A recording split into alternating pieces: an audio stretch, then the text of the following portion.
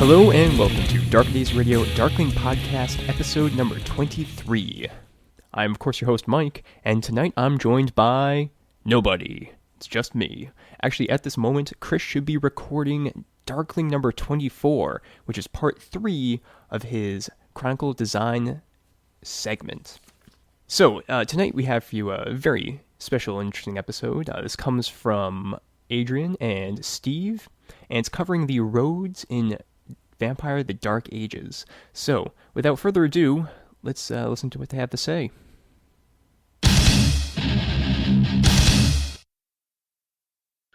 Welcome back, Darker Days listeners, to part 2 of our exploration of Vampire: The Dark Ages. My name is Adrian, but you might know me as Boggin Knight from the White Wolf forums, and joining me on the microphones tonight, as usual, I have... My name's Stephen Nurse, otherwise known as Verghast. How you doing, Adrian? Yeah, pretty good. How about yourself, Steve? I'm good, thanks. Good. In the time since we have last recorded, obviously we're recording this pretty close on the heels of the last one. So at this stage of recording, part 1 hasn't gone back up. So obviously we don't have any feedback from that. And we'll talk about how you can provide us with some feedback or drop us a line at the end of this episode.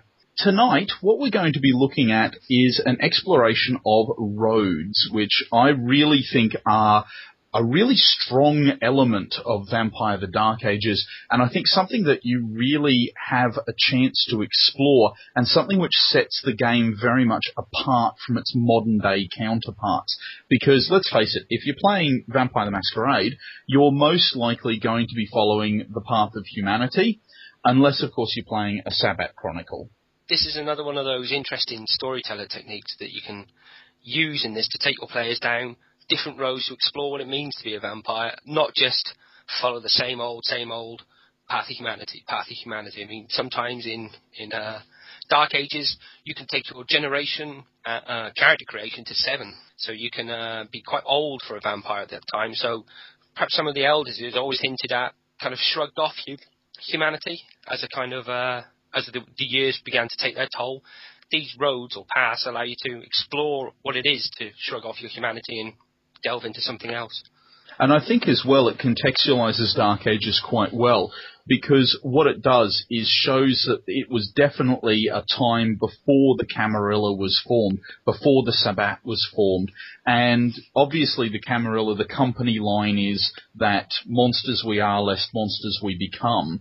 And by following the riddle and by following their own humanity, it sort of becomes almost, as I said, the company line. So this creates quite a nice historical backdrop, as it rightly should.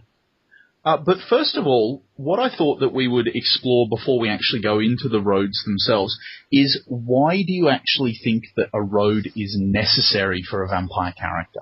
Well, I think one of the interesting things about a road is it staves off the beast.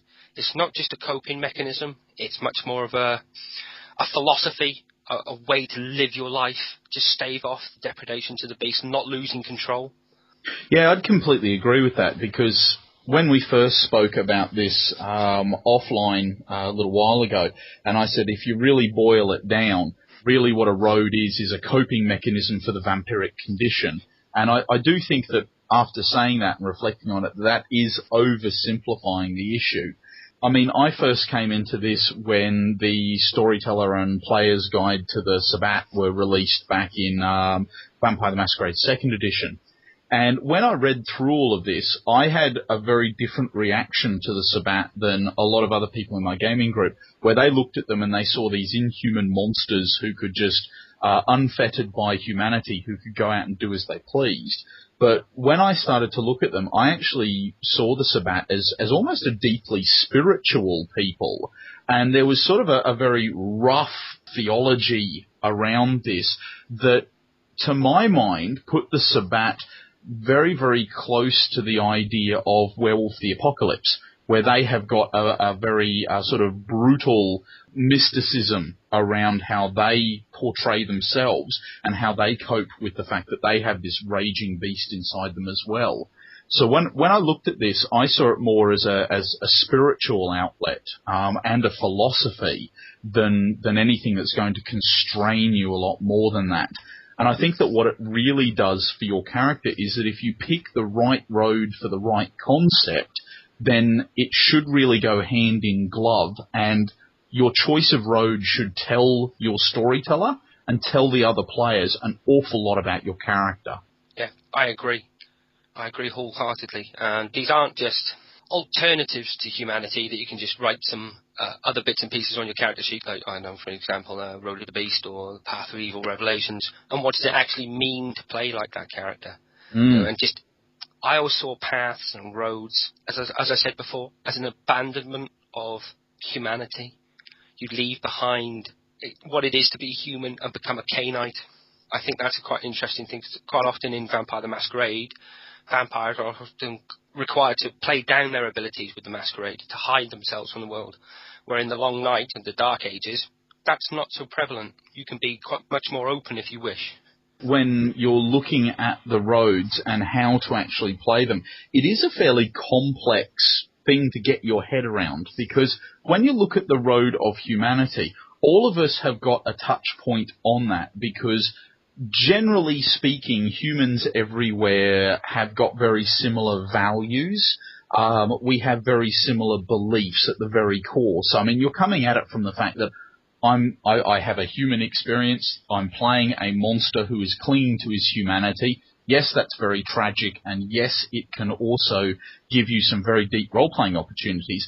But I don't want to say that it's a safe option, but it's certainly one that we've got a lot more touchstones for. Whereas if you wanted to play in Modern Knights, the path of power and the inner voice, and you take a look through the beliefs of that path, it takes quite a bit for you to say, well, my character's completely abandoned his humanity, and these are his core beliefs and values now. And I think that it is quite a big challenge to get your head around. Yeah, it is. As you said, there's many kind of touchstones that you can go to with humanity, because there are so many pointers to it in the main books. And the paths and the roads did get a little bit of exploration towards the end of the Dark Ages line, if I remember. There's a few road books released. Yes. But even so, they didn't cover all of them, if I remember correctly. No, there were. I looked on drive-through just to see what's available now, and I think there's only about 4 volumes, whereas there are obviously a lot more roads than that. Yeah. I think that with humanity, like you said before, it is a very safe option. For anybody who play in Vampire the Masquerade, 90% of the people you're going to talk to are going to have experiences with characters with humanity. It's very few people you meet, it seems, that have played paths or roads, not correctly, because I don't believe in an incorrect or a correct way of playing a game. Your game's your game. But from my kind of viewpoint of roads, that they're not just, for example, if you're an Assamite following the Path of Blood or the Road of Blood, it's not just an excuse to wander around and kill other Cainites. It's not just that simple. You know, you can't just look at the book. You have to, I think, build upon some of the roads in your own mind and take your character through a much more of an exploration of your character, and the path or the road kind of doctrines, these kind of bullet points that you read in the books, are just guidelines. You know, they're just little, like you say, touchstones, and it is difficult to look at them sometimes, because if you look, quite often quite low down is killing mortals is often quite low down on the road of sins. For example, is I think it's level 2 is killing unnecessarily or something like that, because they'd rather debase you or corrupt you. But say the Road of the Beast, not defending your territory violently, is also a level 2 kind of sin, if I remember correctly. Yes. So, you've got two ways, two different characters or play things, that it's not just an excuse, it's for a reason. You know, what you're going to do to people is for a reason, not just, like you said before, mind-slavering nutters with chainsaws or motorbikes riding around into Camarilla cities. Exactly.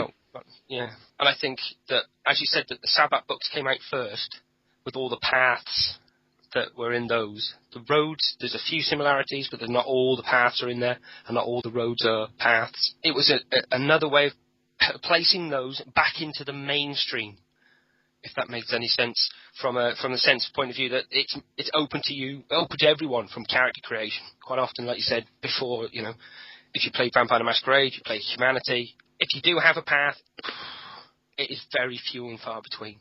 And, you know, most GMs are a little nervous of using them. So. Yeah, very much so. And I think that a couple of the points that you just raised there, where you said that, for example, on your hierarchy of sins, that not defending your territory fairly violently for the Road of the Beast is a sin against the path. And some of the best discussions that ever came out of our gaming group was when people had decided to take a path because they basically agreed with it. And then after playing for a short while, they looked at the hierarchy of sins in a new light. And then when they were looking at some of them, started discussions around the idea of, well, that doesn't seem right to me. Why is that a sin? Why is doing that going to decrease the level of enlightenment that I have on this path? And so there were some fairly deep discussions where we started to look at, well, what is the core of the path really, and why is this putting you backwards on the road? And I think that those sorts of discussions don't often come up when you are playing the Road of Humanity, because, as I said, most of us have those touchstones. The other thing that you mentioned as well was that if you've got an Assamite on the Road of Blood, and I think that perhaps we need to dispel a couple of myths, and I think we've already done a good job of that so far. But in your opinion, Steve, would it be possible to play an Assamite who is not on the Road of Blood? In my opinion, yes. But what you are doing then is perhaps throwing off the indoctrination of your clan and throwing off perhaps what it means to be an Assamite for a lot of people. As it says in the book, most people who follow the Road of Blood are Assamites. You've got it written down in our notes, it's only taught to Assamites. I believe in the modern Knights that's not strictly true, because there's a watered-down version, if I remember correctly, in the Sabbath kind of books that came out, like you said, in the Vampire the Masquerade 2nd edition. But I've never liked absolutes in the World of Darkness to say that you couldn't be an Assamite playing a different path. Maybe, but I'd want him to be a very interesting kind of Assamite. I think the Road of Blood has got a lot going for it that's just not just an excuse with the Arbory and killing other kindred. Really, there's a way of misconstruing some of these paths as the clan line, and that really does almost railroad your thoughts into believing just sort of a single system, where I think that you get much richer characters if you say, well, sure, fine, I want to play a Setite, but what would happen if I wanted to play a Setite who had broken with the clan ranks, and I am actually on the Road of Chivalry? Now, that's probably the polar opposite of what you would go for, but I'm sure that you could get a perfectly workable and very interesting character out of a concept like that. Yeah, definitely. Especially if you wanted to explore somebody trying to break away from, like you say, the clan ranks and become something different, but then finding that they are, because of the curse, they can't follow the Road of Chivalry because of the very nature of their Setite blood. You know, you could take them down somebody who's morally challenged all the time and keeps failing these morally challenged, mainly because of their clan, kind of, the mystic bond to the blood, rather than the any kind of moral or intellectual decision. And I suppose the other thing as well to keep in your mind is that even though you are following a path, the ultimate does not necessarily mean that eventually your character will achieve 10 dots in that path. If you look at the elders of the Camarilla, for example, most of those are following the Road of Humanity. However, an awful lot of those individuals have got the Road of Humanity in terms of pure game mechanics at around about 3 or 4. So even though they're clinging to it, they're not doing a particularly good job of working their way up through the ranks. And I think that there is a little bit of a misconception around this, that if there's 10 dots to fill in your character sheet, then the ultimate goal is to fill all 10 in. Yeah, that's a very min-max way of looking at a character sheet for the World of Darkness, because, as you said, you're presenting with a character sheet with a bunch of empty dots. And we all know how, people like to fill in these things, especially from the rise of computer games. Oh, yes. Having all these things ticked off, and I've got this, and I've got that. Yeah, sometimes, that's just a guide for your character rather than this piece of paper with these two-dimensional kind of attributes and, rather loose terms. My character? I don't think so. The other misconception that people have as well that I've found is that the idea that once you pick a road at character creation, that's you locked in for eternity. That if you choose the Road of the Beast when you assign those 753 and 1395, that suddenly that's going to be your character for the rest of eternity. How do you feel about people switching paths? Why not? Because as I said before, it's much more of a philosophy, much more of a kind of way of living your existence. The only thing I'd say is for purely storyteller device, advancing your plot, I'd always require that a player needs to get with somebody else who's following this path or this road, so they are taught or indoctrinated. Because I don't think, for some of them, apart from say Road of the Beast, you'd need instruction as to what the next path, in the same way that we are kind of all instructed as to what it is to be a Christian, or instructed as to what it is to be a Muslim, or a Jew, or a Buddhist, or whatever. No, I would agree with that you would need somebody to show you the way. And I think that what a storyteller can do if they see somebody who might be struggling with their path, or perhaps, you've had the conversation over coffee after the game and someone says, well, the road isn't really working out for me, that you can turn it into a storytelling opportunity by having them perhaps meet somebody who embodies the types of qualities that they would like to see in themselves. And so that starts a conversation around philosophy and says, well, your actions declare you to be the sort of person that my character would like to be. So let's have a bit more of a talk about how you go about doing that. And I think then you get that internal change, which is a lot better than simply saying, you know what, this isn't working out for me. I think I'll just switch in between games. Yeah, I agree. Because to change something so fundamental about yourself, something so... one of the big things for me is I think that the virtues and the humanity, or your path, or your road, is often the piece that's overlooked on character sheets. People just kind of look at them, look at the terms, chuck my dots at seemingly random kind of distribution, just to often min or max willpower over, say, humanity. Yes. I'm not saying all people do that. I've just seen it quite often myself, because people just look at it and go, okay, conscience, yeah, do. I won't need much of that. Great. You're in a spot of trouble when somebody turns around and says, yeah, I don't think I need more than one dot in conscience. Yeah, okay. And as you said, you can write a kind of a subplot or take your character on a kind of a personal journey.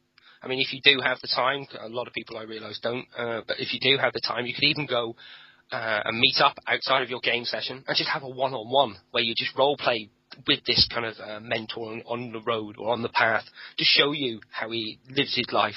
Perhaps you'd be horrified to see how some people live their existence. Yeah.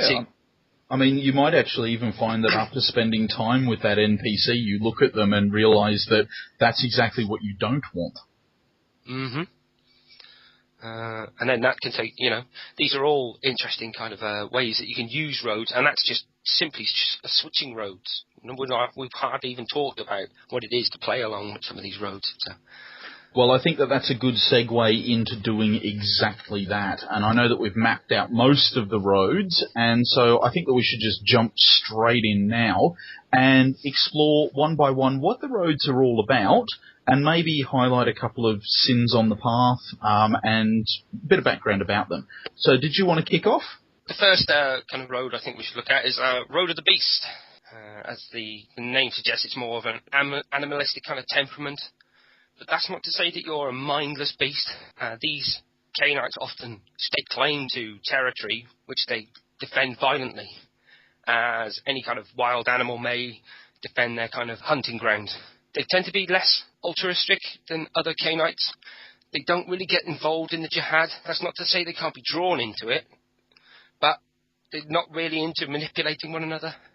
because often these Canaanites shun cities and often reside in the wilderness, which could bring them into conflict with lupins or probably other creatures of the night that exist in the Dark Ages world. What do you think about the Road of the Beast?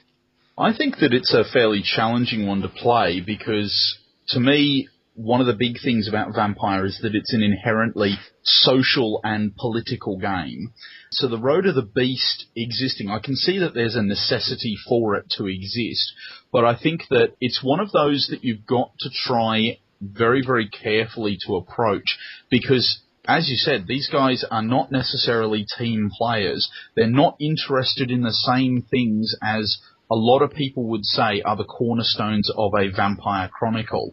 And even though they're not mindless beasts, I think that they don't necessarily always have the ability to give these long-term plans, these sort of complex strategies that we see within the game an awful lot. I really look at Road of the Beast and think, well, how really do they interact with the rest of the coterie? And I think that's a big challenge for any storyteller. Yeah, that's right. I mean, Road of the Beast, one of the dreads for me is somebody coming to my table and sitting down and say, I want to play a loner gangrel following the Road of the Beast. And you're like, okay, because straight away what your character is saying to you is he wants to be by himself, doing his own things, out in the wilderness, and not getting involved in your plot that's, perhaps set in some other kind of city. And Vampire is very much an urban game. I mean, it's not necessarily designed to be played out in the great outdoors. No, and of course their natural enemies, the werewolves stalking out in the wilderness, make it difficult to get around in the wilderness. I always see this as being, as you said, I see the necessity for it, but I don't see many ways of using it for a group that's wanting to work together. If you don't mind playing a game of Vampire the Masquerade or Vampire Dark Ages, where each one of your players is essentially exploring their own existence rather than interacting with each other, that's fine, but what's the point in playing in a group? Yeah, exactly. I think as well that if somebody on Road of the Beast, you take a look at one of the sins at level 9, not challenging a clearly weak leader for leadership. Now, that could be within your own coterie. Natural leaders emerge in any gaming group. There's the one or two people who, through strength of personality or any number of reasons, seem to emerge as the people that the rest of the players, not necessarily just characters, but players, look to and say, what do we do next? And I think that if you've got somebody who's playing Road of the Beast, they really strike me as needing that alpha position within the coterie. And then if you are playing in an environment where perhaps the prince of the city finds himself in a weak position and is still trying to exert their will, then, you could get some very interesting stories out of somebody who is fairly advanced along the Road of the Beast suddenly seeing a position like that. Because if they do claim a princedom, take down the leader and put themselves into that position, what do they then do with all of this political power? Exactly, because I think the Road of the Beast would focus much more on the idea that they control this area now and its feeding ground, the amount of kine that are around. I still, with Road of the Beast, it still sits with me that I think Road of the Beast pushes you in a way that vying for princedom would seem weird. It would seem so ephemeral, this power, that it wouldn't be something tangible, I think, to push somebody on the Road of the Beast. Remember that when you come to the higher levels, you are truly kind of beast-like. Yes. You're bestial. You are, for want of a better word, you're much more of a feral kind of creature. If you look lower down, you see we're on the path of sins, level 4, refusing to kill when important is your survival. That by itself creates all sorts of situations. But for me, I often see this in terms of, especially when you look at the leadership aspect, I see it as the archetypal wolf pack, where you've got the alpha wolf, and then you've got the beta wolves who are sort of looking for that moment of weakness to take over the pack. And then eventually when the old wolf gets, old, infirm, wounded, or whatever, they can reasonably expect that one of these betas are going to challenge and kill them, and then in order to lead the pack. But that, of course, that imagery all presupposes that everyone in the pack is a wolf. Everyone has got the same idea of how a particular society works. Whereas with Road of the Beast, you aren't dealing with everyone on the same page, all after the same goals. So, yeah, I've always struggled with it a little bit. Same here. The other thing as well is it's often viewed as being the default path for abandoned vampires, that they descend and become more and more less and less humanity, But let's never forget that even if you follow a road, even the road of the beast within still exists. You can still frenzy and go out of control frenzy and bring yourself to damage things that you wouldn't want to damage, or you understand what I'm saying, that these, you don't just embrace it, so to speak. It's not an embracing of the internal beast. It's much more of an external kind of thing, but the internal beast is always there, waiting to take over, wanting to destroy everything about you. As you said, like any kind of plans or anything you touch or interact with, with the curse from God that was laid on Cain, is to turn to dust, turn to nothing but ashes. So even something as simple as staking a claim to an area can turn, your simply being there can cause that to be, damned.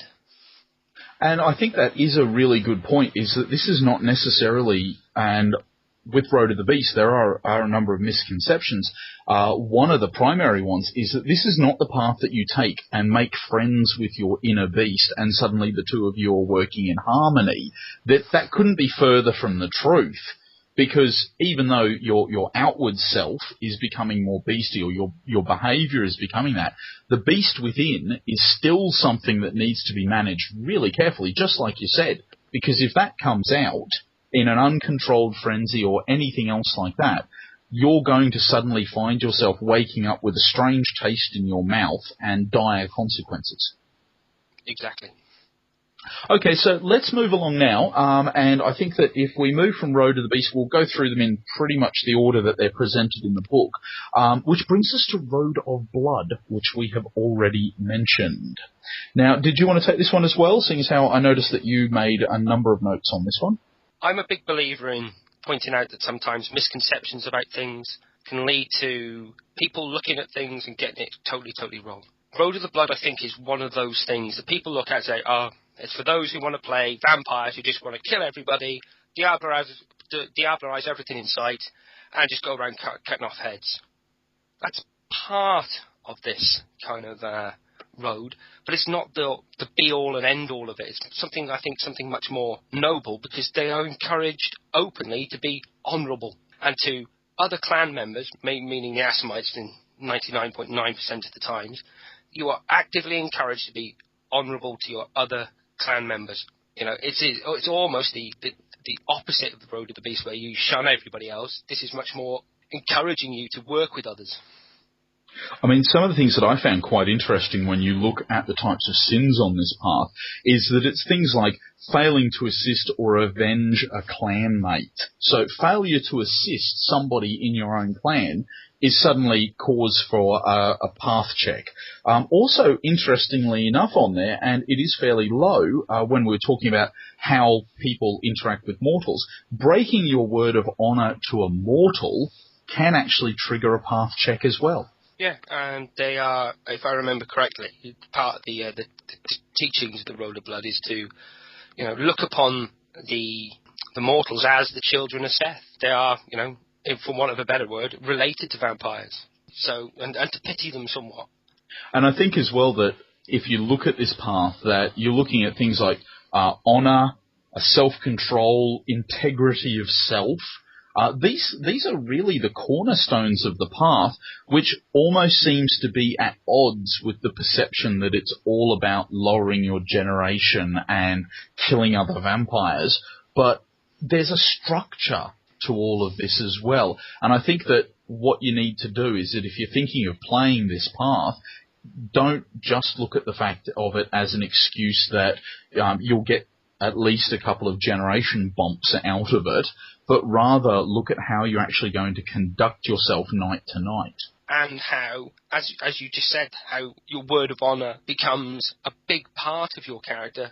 It's not just, you meet another Cainite, they're not an Assamite. Okay, well, what you're going to do? I'm going to roll for initiative, and I'm going to attack them. Why? Why would you just attack people? Because, as you said, it says there's a level 3 sin that says failing to pursue vampire blood or knowledge of Cain when there is moderate danger. Now, vampire blood, yeah, okay, or knowledge. Remember that knowing your enemy sometimes is just as valuable as being able to take them down. So it's not just like you meet other vampires, draw your scimitar and have at them, and then hopefully diabolize them, because otherwise I don't think that the Assamites would be allowed to continue as a clan. The rest of the clans would just openly unite and crush them.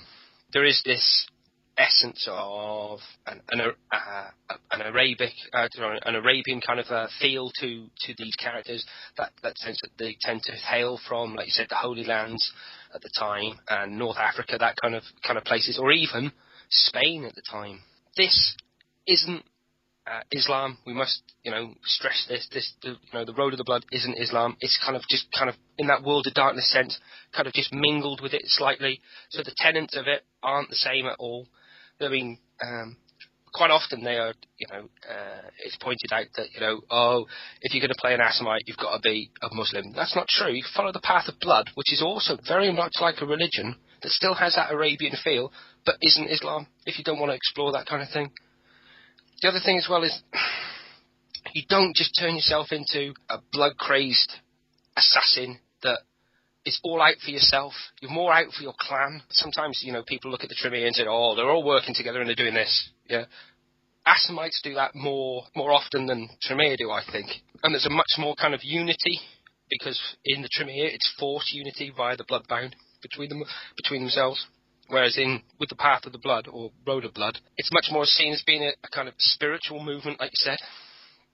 Yeah, and I think that that's something which people really do need to do with the Assamites, is divorce the clan from this idea that if you are playing one, then you're definitely playing a Muslim. Because yeah. I really think that there's an awful lot more to this clan than simply taking a real-world religion, or your understanding of a real-world religion more to the point, and tacking it onto a fictional character. I think that there's an awful lot more, and if you're just doing that, then you're missing a great opportunity for a really good character. Yeah, and I think sometimes as well people look at Road of the Blood and think, do I really want my players following this? Well, if you can introduce somebody on the Path of Blood into your coterie that's got a reason to work with them, has some kind of word or kind of honour, it can take you into a place where, this guy's working with us, he doesn't normally work with us, and there's a kind of like an unsteady truce about it all. If that makes any sense, that can make quite an interesting kind of story to explore as well, that there's somebody in the group that can't be trusted, but perhaps of everybody in the group, if he's told you this is what he's going to do, then that's what he's going to do. Yeah, I definitely think so. You can actually build a quasi level of trust sheerly based on that. Mm-hmm. Now, speaking of word of honour, we might move along now to Road of Chivalry.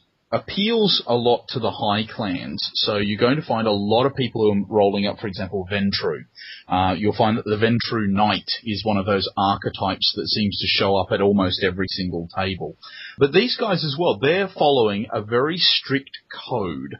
What they believe here is that in the Marvel sense of the term, with great power comes great responsibility.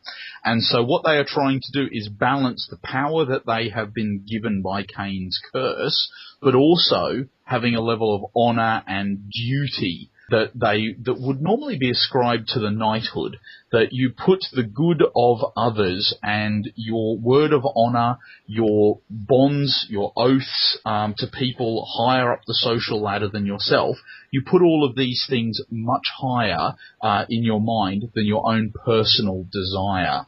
Now, I think that in terms of a team player, I think that Road of Chivalry is probably going to be a pretty safe bet that within certain constraints, these adherents are actually going to play well with the rest of the group, depending on the activities that the rest of the group are engaged in, of course. And also, they're going to be a lot more inclined to help out mortals than most of the other roads. And if you take a look at some of their sins, you've got things here like, I mean, it can't be more black and white, where it says placing personal desire above your duty, or breaking your word to a clanmate or to a peer. And I think that use of the word peer in a lot of the sins against the path is quite interesting, because if you have a vampire who honestly believes that through dint of reputation or knowledge or deed or any other facet of their personality believes that a mortal is their peer, then suddenly you've got them having to bring in parts of their vampiric road whenever they are dealing with this mortal. And I suppose other vampires may actually find this to be quite a very strange philosophy to hold.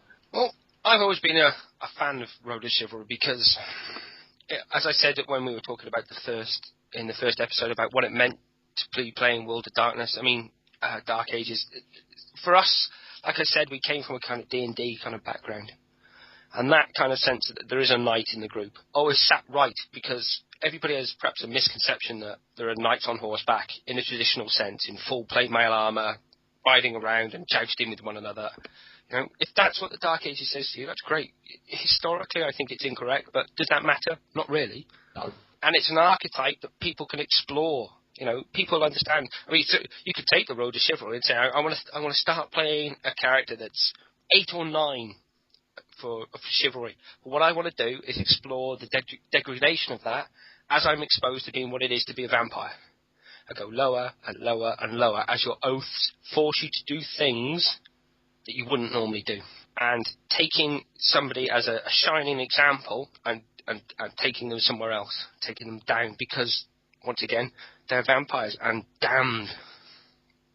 And let's face it, I mean, if that's core to why we're playing World of Darkness is not necessarily about the shiny absolutes of morality. This is the sort of dark and gritty version. I mean, if you want that paragon of virtue, then we'd be out there playing Pendragon. Yeah, and as well, it is the World of Darkness. You know, for me, this is why the game still appeals in all its different formats, be it werewolf, Dark Ages, vampire, Wraith, whatever. It's that sense of not everything has to end with a happy ending. You know, the knight that you are does not necessarily have to die honourably on the field of battle standing for something. Perhaps he did. Perhaps he didn't want to fight the people he was fighting against, because they are the people he'd always wanted to defend. But through hapstance, you know, fate has led him down a different path. He's ended up, you know, perhaps fighting a peasant horde that's trying to kill a Shimizi kind of overlord. And the Shimizi overlord is absolutely the antithesis of what the Road of Chivalry person is eventually, as we used an example before. But because of an oath, he can't really abandon that, or his morality or his sense of self is damaged by that. And I think that a good storyteller, if you've got someone with Road of Chivalry, I think part of your job as storyteller, with every path, but I mean, Road of Chivalry is a good example, seeing as how we're talking about it now, you should look for ways to challenge the players and their perceptions of their path and what actions their characters are going to take. And I think we'll come back to that a bit later on when we finish going through the paths. Yeah, that's right. You mentioned beforehand that with Road of the Beast, we were a bit unsure about whether or not we would let somebody in the party take Road of the Beast, or you know, it sends up warning flags. What sort of warning flags go up when somebody at the table brings up the next road, the Road of the Devil? DEFCON 1. So, would you allow someone following Road of the Devil at your table? If they came with a character that was well thought out, well written, and fully thought through, yes, because why not? But if they just said, well, okay, they're just flicking through absent-mindedly, what path are you going to follow? What road are you going to follow? I got Road of the Devil, I think. That sounds awesome. Oh, you're like, oh. here we go. Okay, for those of you that aren't familiar with it, Road of the Devil basically says that the Cainites are completely and utterly damned. Therefore, by virtue of the fact that they are damned, it means that a vampire is an active agent of evil. So they believe that everybody else is simply on a deluded path and is trying to make the best of a situation where there is no best situation. And so they have embraced their true nature as they see it. When you take a look at some of the sins on this, they have a hugely disruptive effect at your table, depending on what you're going to choose to explore in your own chronicle. And I mean, that's the thing that Steve and I have said at almost every turn here, is that even though it may not work at our tables, if it works at your tables, then that's cool, and you should go with it. But I mean, taking a look here, for example, avoiding injury to others at the cost of your own pleasure, refusing to murder humans when it would be in your best interest, refusing to tempt the virtuous. I mean, these are the sorts of things that are going to lead your character down some pretty dark paths. So I suppose that there is a bit of a caveat that, as you said, Steve, that if somebody comes to the table and they have a really, really good idea and they've well thought this out about how they're going to work with their character, I'd be tempted to explore it with them and just see where it leads. It might not work out, but I'd give it a shot. As you've kind of said, it's a big game breaker. But then on the flip side of that, if you wanted to take a look at it and play somebody who was an antithesis of something, say a priest who abandons Road of Heaven, which we'll talk about in a little bit, decides to follow Road of the Devil instead, you're talking about literally turning your virtues on the head. So literally turning the World of Darkness, Dark Ages world on its head. So good becomes evil, not doing terrible things to people becomes really low down on your moral, your moral scale. I mean, here we've got level one, aiding servants of virtue, God, or similarly opposed powers. That's level 1. So, actively working with somebody who's affiliated with the church is going to get you, morally into hot water. And as you creep up this thing, like you said, you've got here refusing to commit cruel acts that are in your best interest. That's only level 5. So somebody following this is normally at character creation going to be somewhere near, 5, 6, 7. And like you said, you're a game-breaking character at this point because you can get away with doing things that other players just can't do. And you can just wander into a village. I'm going to kill everyone. Why? Because I can. All right, okay. That's great.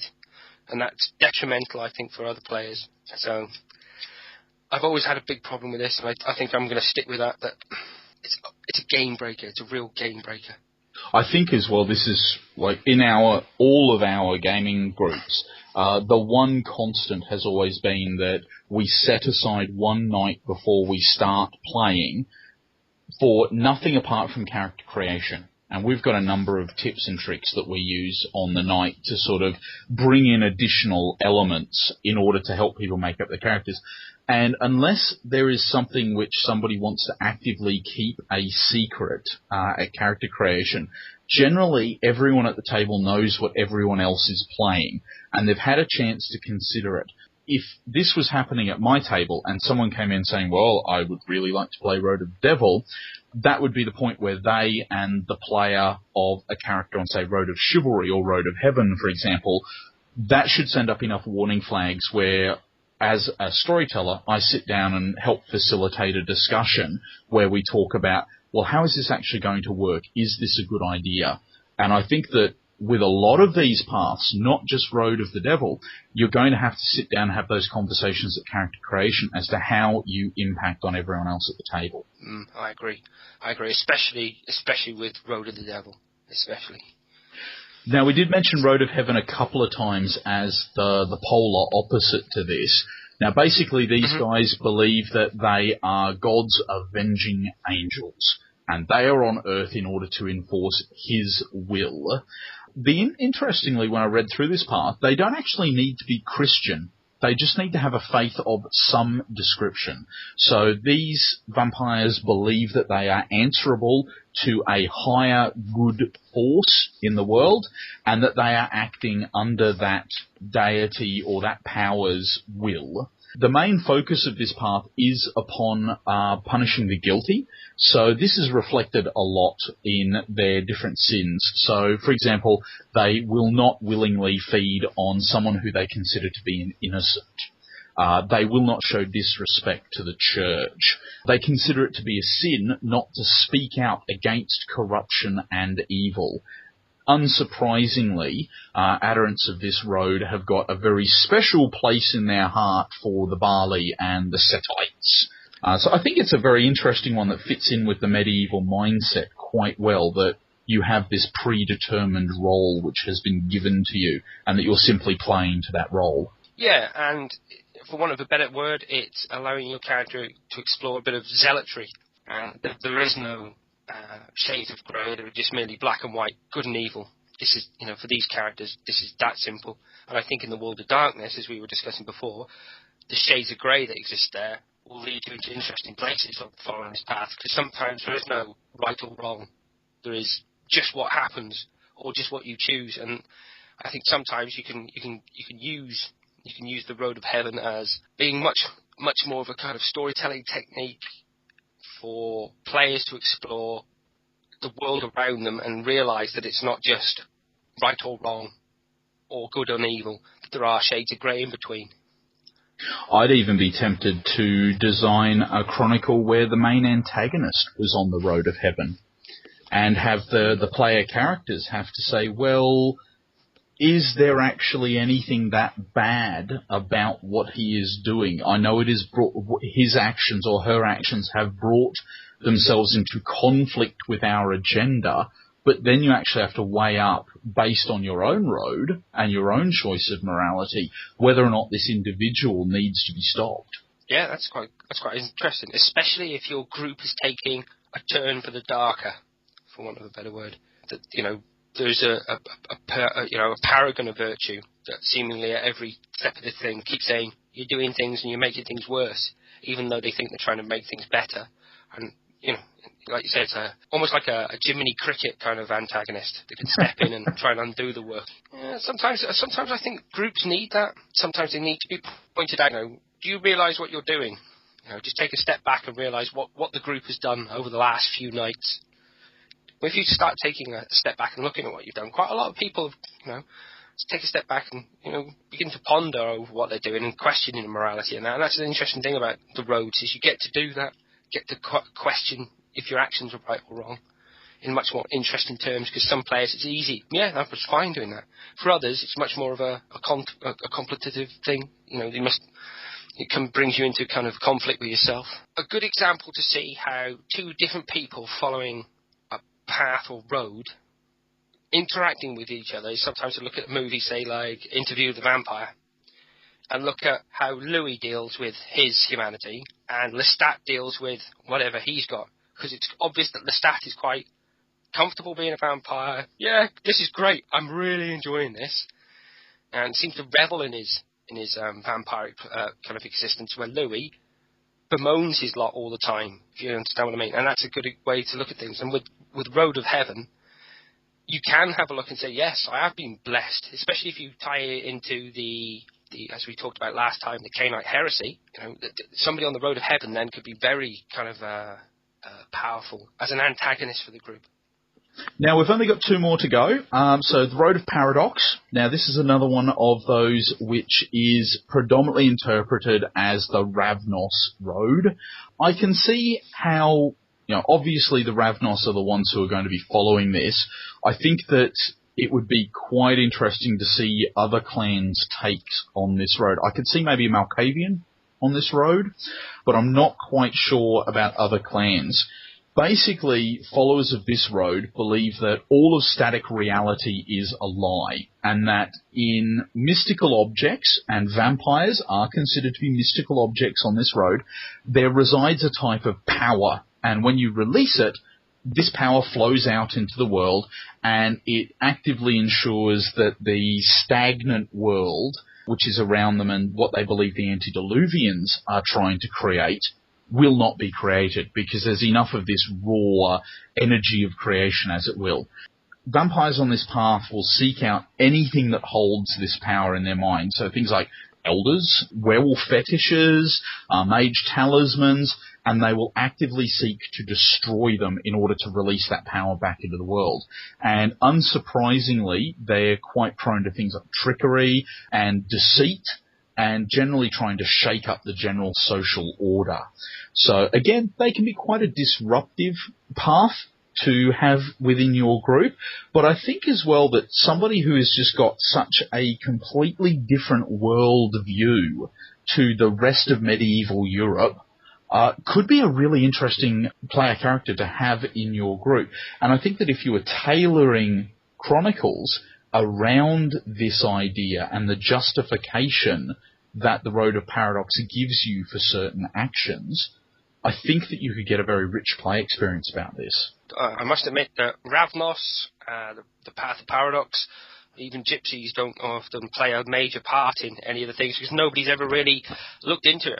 I had the World of Darkness gypsies, and I've never actually got to bring it to my game at all, which is a shame, really. Have you got any experience with the Road of Paradox? No, I don't actually. The closest that I ever came was that when I used to be a member of the Camarilla, I played in a Sabbat Chronicle where I played a Ravnos Antitribute, and that character was on the Road of Catharsis. I think that's what it's called. It was quite a long time ago, and it's very much a blend of sort of a modern interpretation of the Road of Paradox, where it does talk about releasing this power that is latently in mystical objects, but it also does talk very much about not showing concern for mortals and following your own pleasures, and really it's very much a self-indulgent path, but again one which is very much ascribed to the Ravnos Antitribute of modern knights. But having said that, I've never actually encountered a player in any of my Chronicles who has wanted to play a Ravnos, much less wanted to play this road. I think that's I could say that's a real shame. When I was doing my rereading of all my source material for this, I picked up the World of Darkness, I think it's Companion, or the Storyteller's Companion, and there's an expansion on the roads in there that sets out much more in a kind of narrative format. Mm-hmm. And it has a Ravnos in chains before the prince, basically being the prince is laying down the list of crimes this Ravnos has perpetrated within his domain. And at the he says, have you got anything to say for yourself? Basically, the Ravnos turns and says, yeah, but it was your children who put me up to it. Or is it the Brujar Primation put me up to it? It's like, the prince then turns and look, there's this exchange between the Brujar and the prince, and it's like, oh, that's preposterous. Yeah, righto, but there's that seed of doubt placed by the Ravnos. I thought that was quite interesting. But like you, I've got no actual at-the-table experience with them. They've always appealed to me because I like the idea of having the trickster character, but one which is not necessarily just there to disrupt things, but rather to point out the foolishness that is around them and to shake things up for a reason, to tear down things that make no sense. I mean, it's very much like in Werewolf the Apocalypse. I see that as very much the role of the Ragabash within Guru Society, very much like the Fool in King Lear, for example. And I don't see people gravitating towards those sorts of archetypes in my groups, but I would love to see one. Me too. I mean, again, at the beginning you said about Malkavians following this path. This ties in really well with the Malkavian idea of pranking. If you remember that from Malkavian Clan Book, in the first edition, it actively talks about how Malkavians go around pranking other elders to show them as you said, the nonsense of their existence. What the power struggles between kindred is just that nonsense. But outside of those two clans, I would be rather keen to see if anyone else has managed to interpret this path and align it with another clan and concept. Oh, I was just going to say, if anybody out there that's listening has had any experience of this, I'd love to hear of your experiences. So. And that brings us to our last road, which is the Road of Typhon. And again, this is one of the ones which is intrinsically linked to a particular clan. This one is linked to the Settites, and it really teaches you that what you have to do is embrace all of the misery that is out there.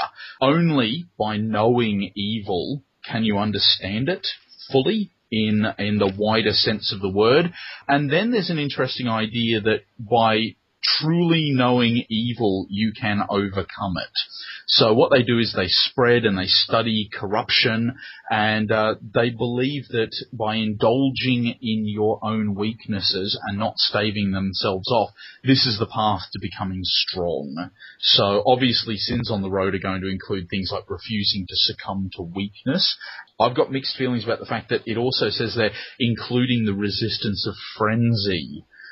So actively resisting frenzy is actually a sin on this path. Not destroying vampires who achieve Golconda. Now, I do question how often you're going to run into a vampire who has achieved Golconda for this tenet of the path to be tested, but you never know. And also, interestingly, not attempting to awaken Set at the earliest opportunity. Again, I would question how many times you're going to get the chance to do that. So there's a few things on the path which I think, whether or not they actually offer the best role-playing opportunities, but I think that overall, in terms of the paths, this one very much sits next to Road of the Devil as a game breaker for me. Yeah, I can understand your hesitance. This is a road that I have experience with. One of my GMs back in the day that ran a Dark Ages Chronicle that went on for quite some time, the main protagonist was a Path Typhon Setite. And it seemed that no matter what we did or where we went, we were actively trying to make the world a better place as we went through and try to not play into the kind of stereotypes of vampires, but every step we took, this individual would kind of thwart us. In the end, we thought we defeated this kind of this antagonist, only to find later that our main ally was the same person, and was just literally getting us to do all his dirty work by showing us a fake bad guy to chase around Europe, and got us doing all these things for him that actually be actively making things easier for him. That was quite an interesting kind of thing. How did you guys react to that when you finally have the big reveal? Not too great, especially as, if I remember correctly, the guy that was portrayed to be the antagonist, his name was Leviathan, and our kind of mentor kind of character was called Alan Vethy. That if you look at those two names, they're actually anagrams of each other. So the truth was always there, right in front of us. And nobody, because nobody looks at NPC names and starts monkeying around with the letters. Nobody. I just remember at the time the GM did this big reveal, just thinking, "Oh God, really? Oh!" And I didn't see it coming. It's one of those real shovel on the back of the head moments. But the beauty of something like that, in terms of invoking moral dilemmas, is when you're finally confronted with all of your actions. It comes as a big shock, but then when you look back along the road that the story has taken, with the benefit of hindsight, you can see all of the little signposts along the way. And I think that's the mark of a truly brilliant storyteller. And I think that whoever it was that you were playing with at the time, I mean, that's just a shining example of the types of stuff that I think that the rest of us should be aspiring to do. I agree. This is the thing about all of these paths and these roads. You can add them to your game as spice. Remember that, as we said, there's some paths here that don't sit right with us, and we'd not actively recommend you don't use them, but warn you that there are consequences with the choices of following certain parts of these roads. That's not to say that if you want to, you can just start playing these things however you want. Remember that you can invent your own roads if you wish to, and come up with your own hierarchy of sins. This is be a little more difficult, but not impossible, especially if you have a GM that's willing to explore this with you. So that's another thing that roads can do, that the canon material is also a good pointer for creating your own roads, if that's what you wish to do. And let's face it, creating your own road would be a really good experience, especially if you're playing a vampire who perhaps had been abandoned after the embrace, or had simply fallen off the edge of one of their existing roads and said, well, this is how I coped night to night with being a vampire. These are my core beliefs, but they've been shaken. Therefore, I now need some, for lack of a better term, new beliefs. And Yeah. I think that it's something that, again, and it touches on something that we've spoken about through most of this episode, is that idea of keeping that open dialogue between yourself and the storyteller if you're a player, storyteller and players, and also players with other players, so that everybody at the table gets a bit of a chance to discuss this. And I mean, I actively make sure that after each one of my games, we finish, and then we have at least half an hour to an hour after that where we actually physically leave the game room, go out to the kitchen, have coffee, and just talk rubbish, and usually the rubbish includes what happened that night. And that sort of debrief session is really good for me to mine ideas as to where the Chronicle is going. But it's also the forum where players will say, well, hey, I'm having a bit of difficulty with this idea, or I'm thinking about taking my character in this direction. So I think that roads are a prime example of why those conversations need to occur. Definitely. Now, another point that we've been raising about roads is quite often the moral dilemmas. Now, we were going to talk a little bit about this, but we've decided that there is a reference that Adrian brought to my attention on the White Wolf forums. Do you want to discuss a little bit about that, Adrian? Yeah, when I was taking a look around just to see what other people had written about these, there's actually a series of posts over on the White Wolf forum at the moment, which are headed "Violate My Path," and then they've inserted one of the Modern Knight paths after this.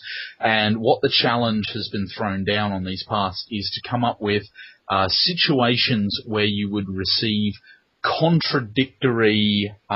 contradictory situation where your choice is essentially to violate your path at one level or violate your path at another level.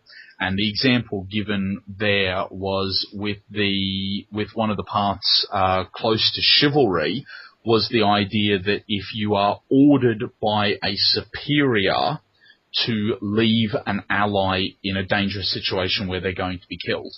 So what you're doing there is you're failing to protect an ally, or you're failing to take on the orders which have been given to you by a superior or someone that you believe is your superior.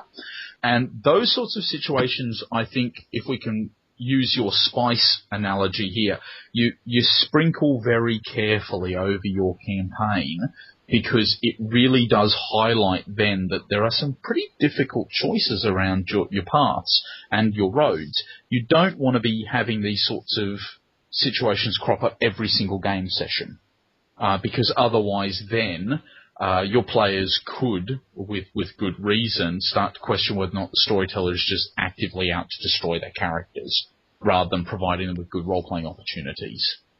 So I think that this is a good thread that if you want to go back and visit this, can give you a lot of food for thought, whether you're playing a Dark Ages game or even if you're playing a Modern Knights Sabbat Chronicle.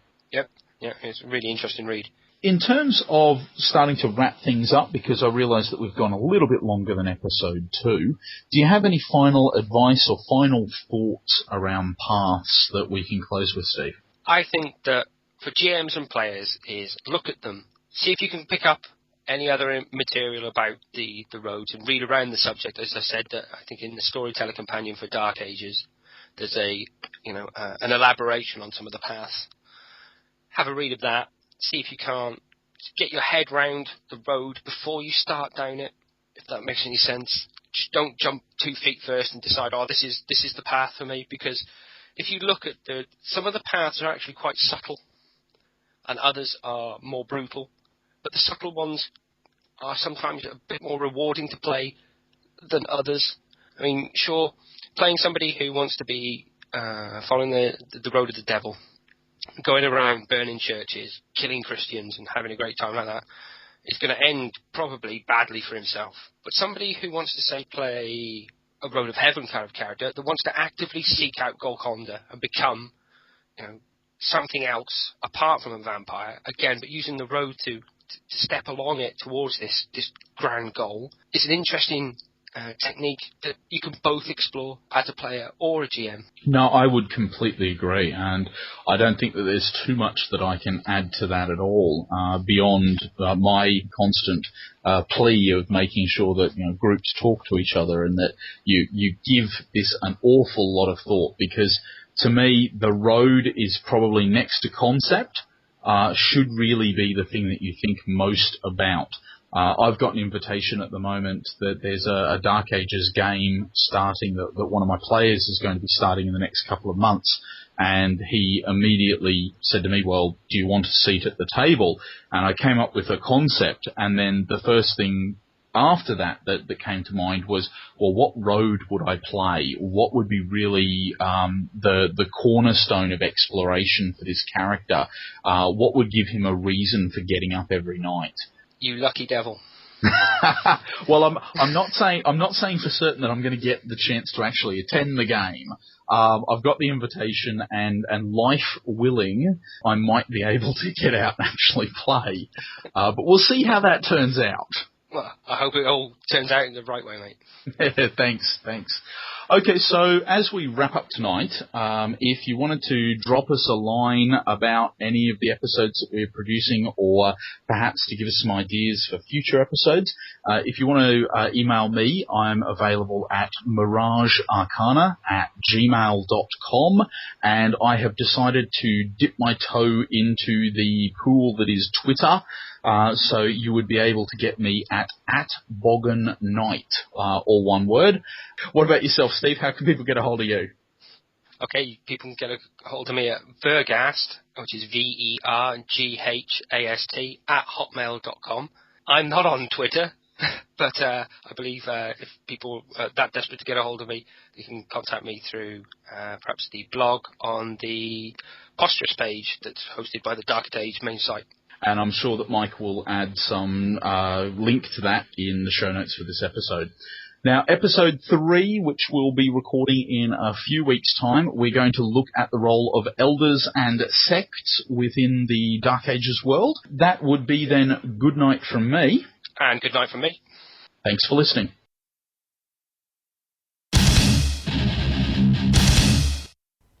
All right, very good stuff.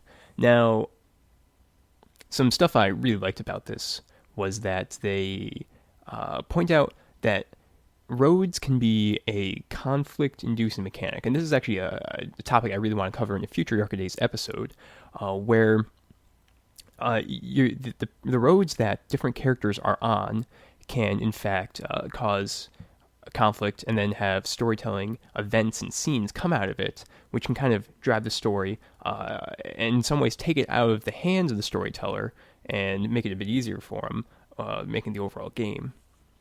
So that's some really cool stuff and stuff I want to bring up. But as you probably noticed listening to this episode, Adrian and Steve mainly focused on the roads which are found in the Vampire the Dark Ages core book back from 1996. Now, White Wolf put out a lot of stuff regarding roads in later supplements, and the things kind of changed also with the Dark Ages Vampire core book, which came out in 2002. So I kind of want to cover that stuff right now. Just to start, one of the final books for Vampire the Dark Ages was actually the only other hardcover book for that line, which is called Veil of Night. And this covers what was happening with the vampires in the Middle East at that time, during the Dark Ages. And it has a different take on each of the roads, and some of them are quite different than the Western counterparts. This book also had some really cool stuff in it, including, in the last chapter is actually Damascus by Night, so there's an extra by night book in there. It has information on the Bastet, the werecats in the Dark Ages, and Shem-Suhero, which are the mummies prior to Mummy of the Resurrection. And it also has information and rules on Jinn, which is pretty interesting. I think that's covered in some Mage of the Ascension source books, but it's something that I totally did not expect to see in a vampire book. Now, to talk about the roads, some of them are the same as their Western counterparts, but others are kind of different. I'm going to mostly cover the different ones right here. For example, The book introduces the Road of the Nomad, which is kind of an alternative to the Road of the Beast. They call it the Tariq el Bedouin. This road is characterized by its disdain of the trappings of civilization. And one of the interesting things that it actually kind of hopes to bring other people or vampires away from their soft lives of indolence and bring them to follow this road itself. The hierarchy of sin is kind of interesting. I picked out a couple for each of the roads, which I'm going to just bring up right here. So for Road of the Nomad, a conviction roll must be made at level 8 or higher for wearing fine clothes or jewels, which is pretty strange, but it shows you how this is a very simplistic lifestyle. Settling down in a city is the 4th level of sin, and then the 2nd is refusing to accept a challenge.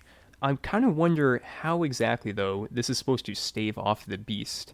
It seems as though you're just kind of living a very, very simple and pilgrim lifestyle, but I can't really tell how this is supposed to interact with that second psyche in the vampire and really suppress it. Still, it's kind of interesting, and I think would provide some pretty interesting role-playing opportunities, so it's a good thing to keep in mind.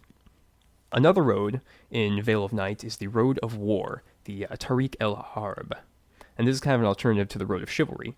But it's pretty different from the Road of Chivalry, actually. It ties itself in a lot more closely with the kind of warlike birth of Islam.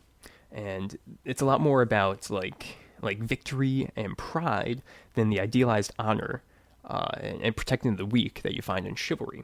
So, for example, with the Hierarchy of Sin, level 8 is asking for quarter due to fatigue or injury. So you really just have to keep on fighting is what it says.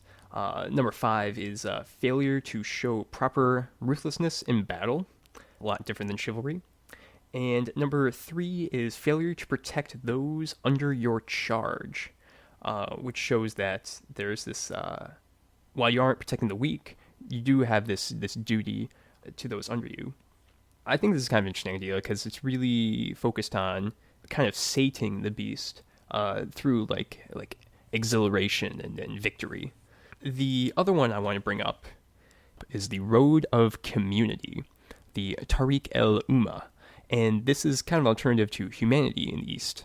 And it's actually pretty similar in the very, very basic elements, because really a good person in one society is usually pretty similar to a good person in another society. So it preaches a lot about moderation, humility, respect, compassion, all that kind of stuff. Actually, one of the interesting things is that it says you need to be compassionate to your slaves because it's a different culture and that's slightly more accepted. Unlike the other Ashira roads that are brought up in Veil of Night, this one calls a lot more for strict denial of the beast, whereas the other ones are trying to sate it or kind of ride the beast in some ways. And this has also got some different conviction rolls. So level 10 actually, level 10 is at the highest, is drinking blood from a mortal. Because, quote, civilized people do not prey upon their fellows. Definitely a lot different than what we find in the Road of Humanity. But then that's always one of the big debates is like, what actually constitutes like harming an individual, because that is level 8 on humanity. But going back to the road at hand, level 7 is pretty hysterical. Failure to pay the yearly tax. So of course, because this is so focused on the community, you have to make sure you pay your taxes and provide for the community itself. And level 3 is abusing one's authority in the community. This is an interesting road. And I think what it's trying to tell you is that you can quell the beast by being almost an upstanding citizen. I mean, I guess it could work. It's a little odd, and you kind of have to question how this would fit into a vampire game sometimes, but it's interesting nonetheless, and I'd like to see what people have to say about it. Beyond Veil of Night, there's a couple other roads that are important to mention in Vampire: The Dark Ages. The clan book Cappadocian introduced the Road of Bones, and this is followed by some Cappadocians and also a few morbid Tzimisce. It's mostly about studying death by using like sacrifices and experiments. It's a very strange path, and what it tries to say in the description, which is very brief in the clan book, it's only about 2 paragraphs introducing this thing, is that The Road of Bone teaches you to almost disregard an individual life in the pursuit of understanding death, but you need to revere collective life. So I guess a good of the many versus the good of the few in some ways.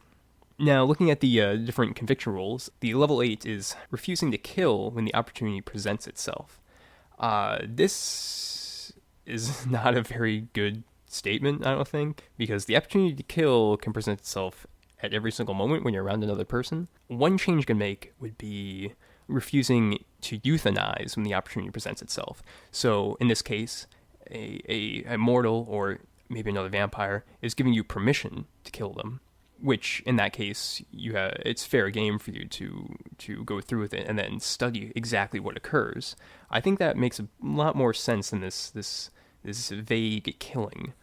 Level 4 is letting compassion sway a decision. So as you can tell, this sort of road requires a lot of self-control and really a lack of compassion because you're studying death. That one makes perfect sense in my opinion.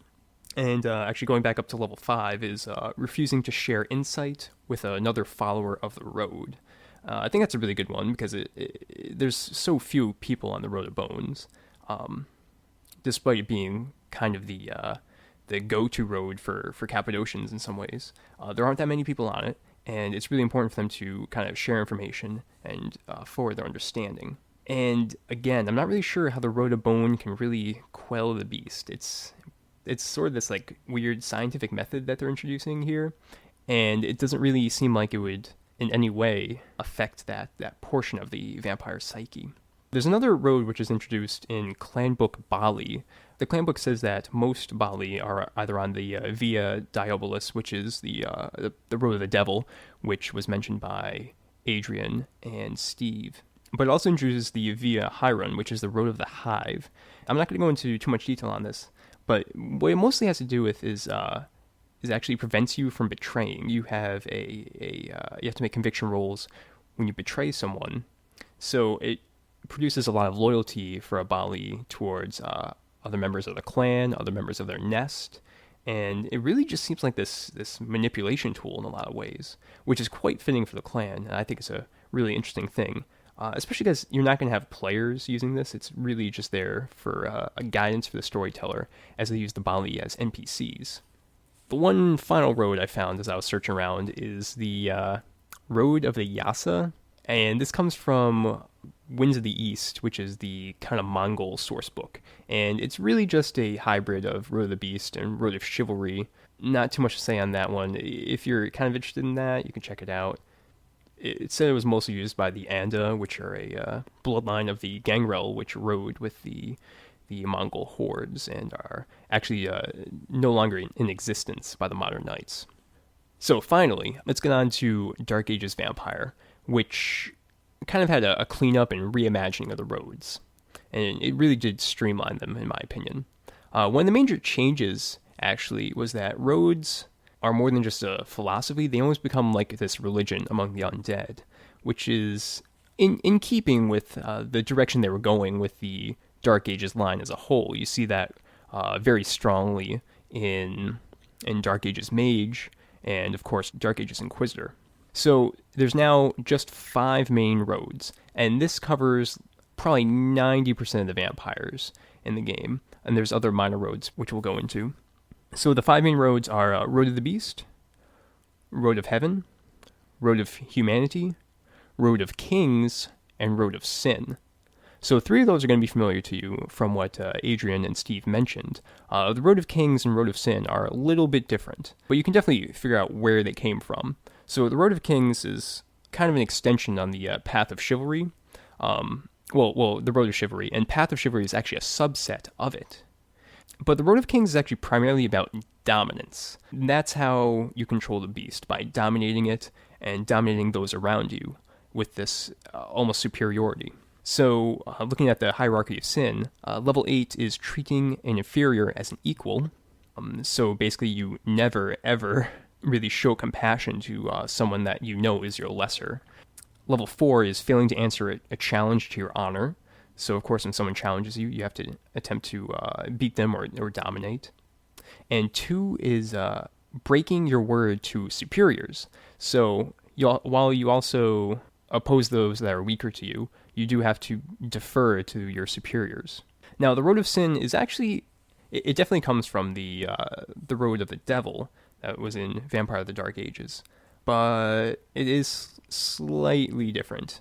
It's more about seeking experience and sating the beast without going too overboard, where the Road of the Devil that you find in Vampire of the Dark Ages is very much, I'm evil and I'm going to do evil stuff. That said, I actually notice a lot of similarities between the hierarchy of sins between the two.